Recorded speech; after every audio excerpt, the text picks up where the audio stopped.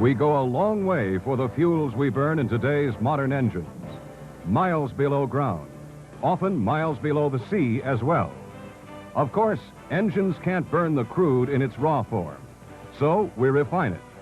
And the better the refinery, the better job it does of removing the impurities that would otherwise contaminate our engines, especially dirt, water, and paraffin waxes.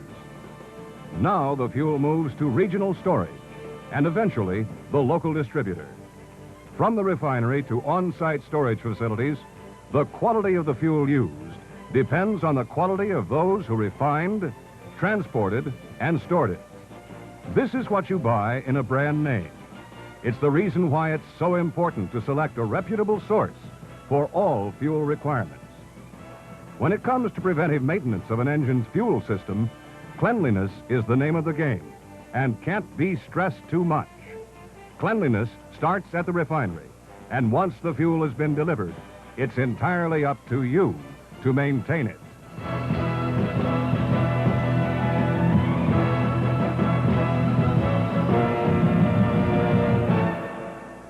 Whether we're talking diesel, gasoline, or LPG, all fuels have the same job to do: to ignite, produce heat, and by expanding gases, to generate power.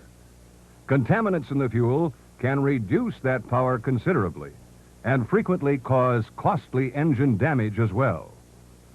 When reference is made to a specific gasoline's octane rating, it is simply a measurement of that gasoline's ability to resist knocking. By using additives and through modern refining techniques, the octane rating is controlled to permit the gasoline to burn slowly and evenly in a high compression engine. A gasoline with too low an octane rating for the engine will ignite in an explosive manner, producing a damaging knock. The operator's manual specifies the minimum octane rating permissible.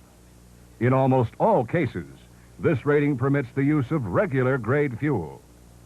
While premium grade, that is higher octane fuels, are usable, they offer no advantage unless the manual specifies their use.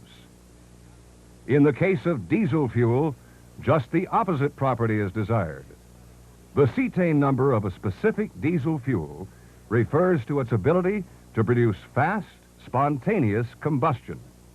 This combustion is controlled by the rate of fuel injection. But a diesel fuel cetane number is only one of many properties to be considered. Two major grade classifications are most often recommended for high-speed diesels. They are grades 1D and 2D. The owner's manual specifies their use and should be followed accordingly. In any case, never burn furnace fuel in a high-speed diesel engine. Furnace oil contains more of the heavy cracked distillates, such as wax. It can rapidly clog the fuel system, and in cold weather, it thickens and may not flow through the system, as shown here on the left. It can make engine starting virtually impossible. On the right, diesel fuel flows freely. Remember, refineries do not attempt to supply dealers with a fuel oil that's suitable for both diesel engines and heating a home. Once you've selected the right fuel from a reputable dealer, it's important to maintain that quality.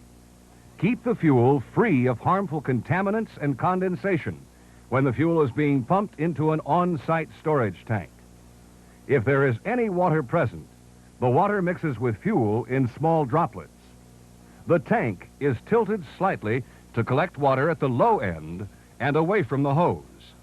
This water will settle to the bottom in about 24 hours. The water should be drained at the rear of the tank periodically. The hose should have a filter to further separate water and other impurities. As you can see in this demonstration, water settles out of gasoline far more rapidly than it does from diesel fuel. Therefore, allow a newly delivered tank full of diesel fuel at least 24 hours for water to settle before using. The best practice is to use 2 storage tanks. Never store diesel fuel in a tank that has previously been used for gasoline storage. Over a period of time, various contaminants in gasoline, shown here in these vials, settle to the bottom and build up on the inside walls of the tank. Diesel fuel loosens this accumulation, which then floats in suspension.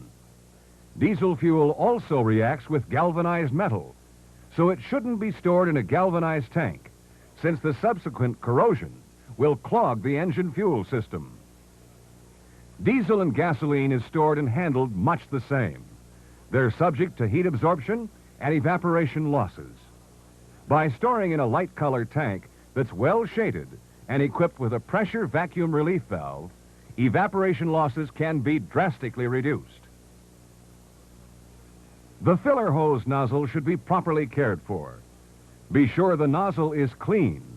Before inserting the nozzle in the fuel tank, it's good practice to shoot a bit of fuel through the nozzle to flush water or any other contaminant from the nozzle.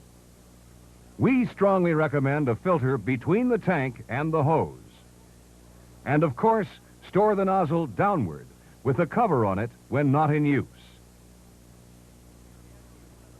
Here is one of the greatest potential sources of fuel contamination: the portable tank that is taken to the job site.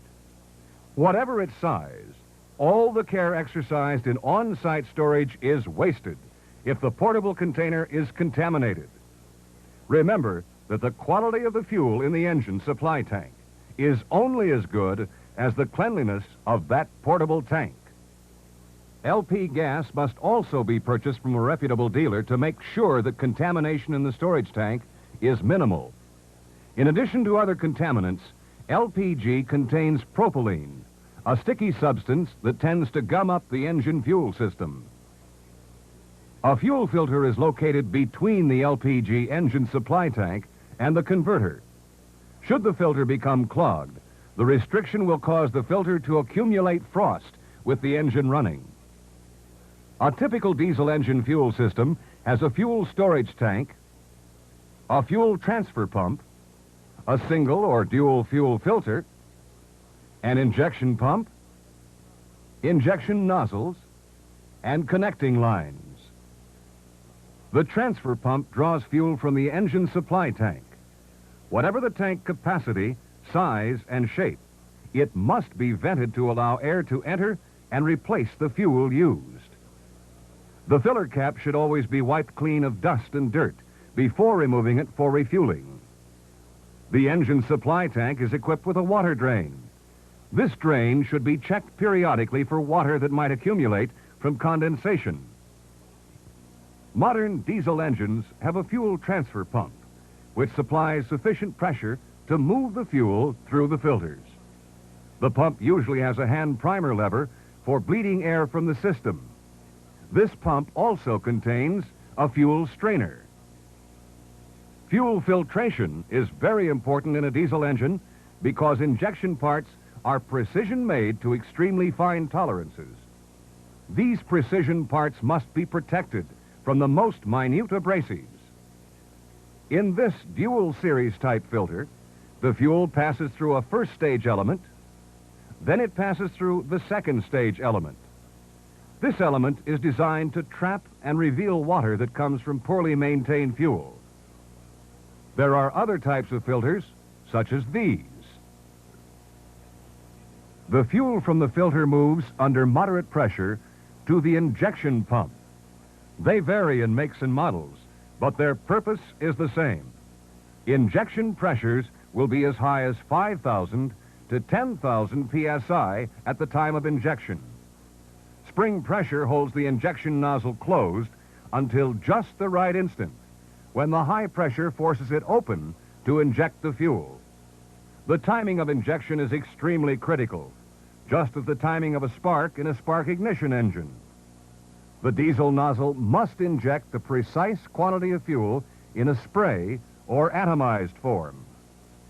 Some injectors have a fuel filter built in, which can filter out foreign particles as small as 1 micron. Just for comparison, a particle 1 micron in size equals 1/100th of an average human hair. This suggests the fact that even extremely small impurities in diesel fuel can be very injurious to precision injection parts. Whenever diesel or gasoline-powered machines have been idle for any length of time, it's wise to check the fuel tank drain for water and sediment. If a gasoline engine is to be stored for a long period, drain the gasoline tank and carburetor. On the other hand, a diesel engine should be stored with the system full.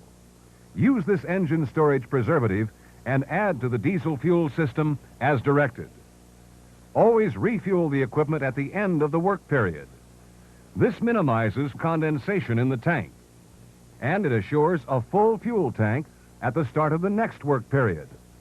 Of course, the fuel cap should be wiped clean, just like the fuel hose nozzle. Some fuel systems are equipped with a sediment bowl on the fuel pump. This bowl should be removed and cleaned periodically. Fuel filter elements should be replaced as specified in the operator's manual. Before removing the filter during service, clean the entire filter area of dust and grime. Otherwise, these impurities will be washed into the injection system, and severe damage could result. If you find that it's frequently necessary to change the fuel filter, don't blame the filter. The fact that it's loading up with impurities is proof that it's doing the job it was intended to do. As you can see, it has plenty of filter area to trap contaminants. So filters that clog too soon indicate that the fuel being supplied is contaminated. To eliminate contamination, clean the engine supply tank. Check and clean storage tanks as necessary. Also, check the fuel supplier. When the fuel filter is replaced, use a factory-authorized filter element. Will fits may appear to last longer, but in reality, they're seldom designed to remove as much contamination from the fuel. Eventual damage is the ultimate result. When the fuel filter is removed, or whenever the machine runs out of fuel, air should be bled from the fuel system.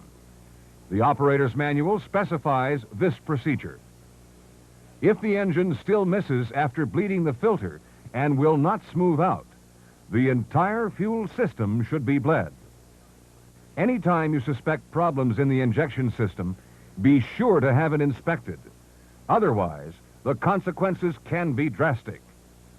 For example, when contaminants enter the injection pump, they wear away the finely fitted parts and result in expensive damage. Clogged nozzles can create enough pressure to cause total pump failure. Also, they can have distorted spray patterns that spray first on cylinder liners and wash away lubrication. A distorted spray pattern can result in damage to the piston and rings.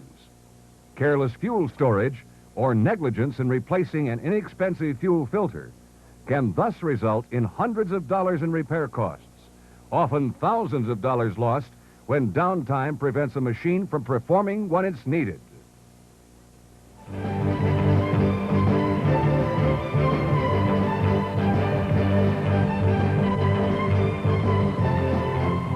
Remember, when it comes to the fuel system of today's high-performance engines, the name of the game is cleanliness. That's the way to get all the power possible from every drop of fuel in today's high-performance engines.